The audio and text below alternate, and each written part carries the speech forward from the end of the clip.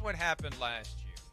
The Bengals told Jamar Chase they were going to sign him to an extension. Don't worry, we got you taken care of. And it was time to put the offer on paper and put the paper on the table. The dollars were at or about Justin Jefferson money, $35 million per year in new money average. The structure was, to use a technical term, caca. And that was the problem. It gave too much power to the Bengals. It didn't have enough guarantee. It was, some fugazi stuff in there. I don't know all the specifics. All I know is the structure was as bad of a structure as you can see when it comes to a long-term deal. So they had acrimony. He held in for much of training camp, all the way up until it was time to put the inactives in for the Week 1 game against the Patriots. An hour and a half before kickoff, we didn't know whether or not Jamar Chase was going to play in the game. So he went on to have a spectacular season, and now they got to pay him. And Chris, look, the argument last year was if you can just make it through year 4 with a guy on a first-round contract, you're saving a ton of money because he will have always played his 4th year for like $4 million. When you replace that contract with a new deal, there goes that year where we had him for nothing. This year he's due to make $21.8, so it's less of a gap between what you're giving him and what you could have paid him. The Vikings pulled it off with Justin Jefferson with far less acrimony. The Bengals pulled it off, but they've pissed the guy off. And everybody thinks he wants 40. I've seen that. He wants 40. He wants 40. He wants 40. I'm not so sure he wants 40. Oh, you think he wants more? I'm not. I think he wants more. I think he might want, don't tell anyone, I think he might want 50. Now, he may not get it, but if he's coming to the table, start at 50, it's going to be another mess for the thrifty Cincinnati Bengals. Definitely. I mean, a mess. I mean, get your popcorn. They got a trifecta here. I mean, they really do. We could spend the next 30 minutes of this show basically talking about the next 3 contracts they got to juggle here and figure out. It's a no-brainer. He's the highest paid receiver in football. He definitely was the best receiver in football this year. I don't think there's any denying that, right? I think where he is, how he trains, all of that. I mean, we're still going upwards as far as the player and Jamar Chase. I don't think we're going anywhere there. But yeah, what's that number going to be? I mean, 50's a little excessive. I'm all about the players getting there, but $15 million more than the next guy in the market, I don't think that's going to happen.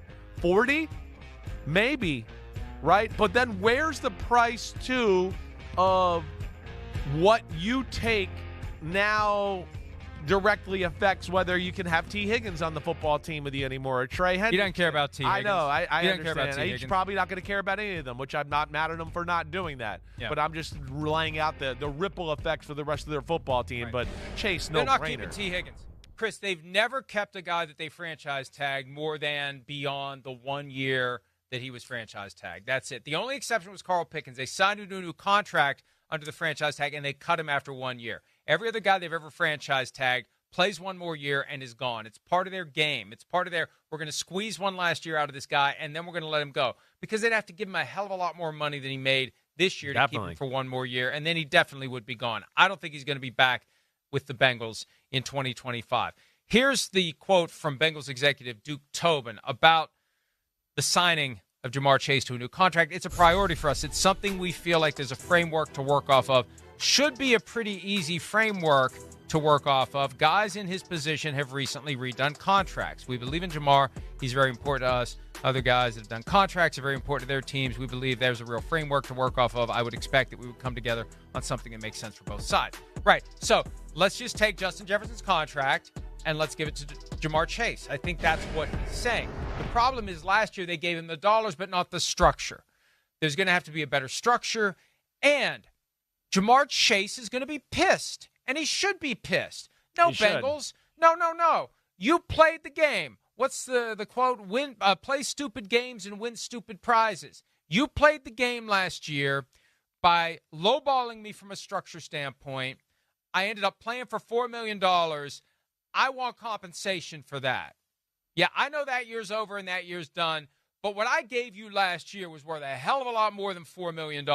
So you're not just paying me what going for, oh, that's not how things work. Bullshit, it's not how things work. It's how things work if you're going to do a deal with me.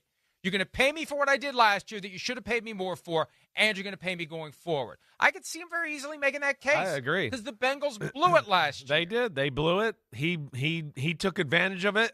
He had the year we joked about before the year, like, oh, you're going to be disappointed if he has a career year or leaves the NFL because he's going to make you pay for it.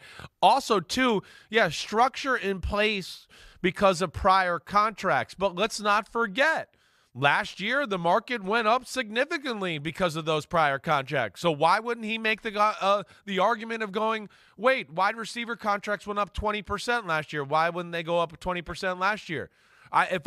Correct me if I'm wrong, when we started the 2024 offseason, right, after the 2023 season, Tyreek Hill was still the highest paid receiver at $27 million. No, he wasn't. Right? No? It was fake. That was fake. Okay, Well, but still, the crappy average, right? It was the real range was around 25, 26. Okay, all right. So now it's up within to that, 35. my percentage bump is even more than that because then we had Amon-Ra St. Brown and CeeDee Lamb and, of course, Justin Jefferson and A.J. Brown, who all got to numbers that look like it's a realistic 34, 32, 35 a year. It's not fugazi, as you would say, with Tyreek Hill. So, therefore, in that, you sit there and you talk that out a little bit and you go, yeah, why wouldn't Jamar Chase get 40 or 42 million? Why not? I don't understand why not after the year he had and where the market went last year, and he's going to bump it up this year. I don't know. We'll see, and that's the problems they're going to have here. And, Chris, the cap keeps going up. Exactly. That's the other thing. Exactly. Whatever the market was last year, we have to accept the fact that the market will go up naturally and the cap is going to go up, and that's why 40 is a no-brainer. I'm saying 50 for the other stuff I said. It's 40 because that's what I'm worth, and it's 50 because that's also what I'm worth, and you screwed me last year. FU surcharge. That's there? the tax. That's the tax. That's the FU tax. FU pay me. Yeah, that's the FU pay me tax. I think we got a new T-shirt slogan. It's the FU pay me tax, and he's in position to do it.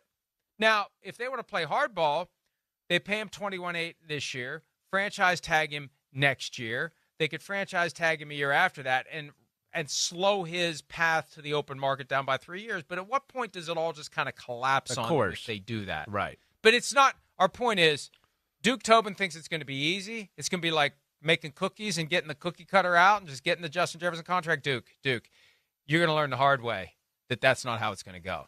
And I feel bad for him that he thinks it's going to be that simple. It's going to be anything but simple to get Jamar Chase signed because of the way the Bengals handled it last year when they got all-pro level production, a Triple Crown winner for $4 million in total cash. Hi, it's Mike Florio. Thanks for watching PFT on YouTube. Hit subscribe for the latest news and analysis from Pro Football Talk.